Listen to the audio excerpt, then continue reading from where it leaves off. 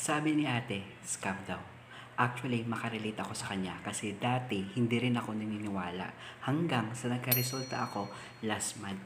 And the best part, meron akong nakilala na nakabahay na sa paglalakad lang. So, gusto kong pakilala sa inyo si Kev. Sinong mag-aakala ng dahil lang sa paglalakad ay makapagpapagawa na ako ng sarili kong bahay? Kaya naman kung interesado ka, tapusin mo lang ang video na to. Kung matagal ka nang nanonood sa mga video ko, alam nyo talaga ng dahil sa paglalakad ay nabibili ko na lahat ng gusto ko. Nabigyan ko na ng sariling tindahan si mama para may panggastos kami sa araw-araw. And inuutay-utay talaga namin siya para meron na kaming sariling bahay. Kasi simula pagkabata ay nakikitira lang kami sa bahay ng lola namin. Tapos ngayon meron na akong sariling bahay. Second floor pa lahat nung pinapagawa ko. And sana bago matapos ang taon na to ay matapos na rin yung bahay namin. Kasi I'm sure excited kita rin kung paano makaumpisa. Ang gawin mo, i-click mo lang yung link na sa profile ko.